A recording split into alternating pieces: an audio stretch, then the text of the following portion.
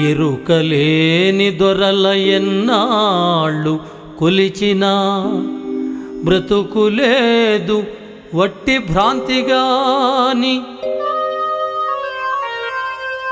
గొడ్డుటావు పాలు గొరితే చెపునా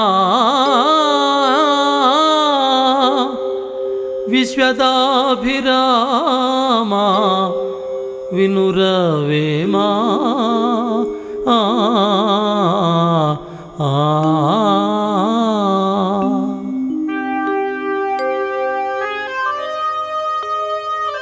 గొడ్డుటావును పాలివ్వమంటే ఏ విధంగా చేపదో అట్లే తాను చేయుచున్న కష్టమును గుర్తించలేని యజమాని వద్ద ఎంతకాలము పనిచేసినను వ్యర్థమే అగును.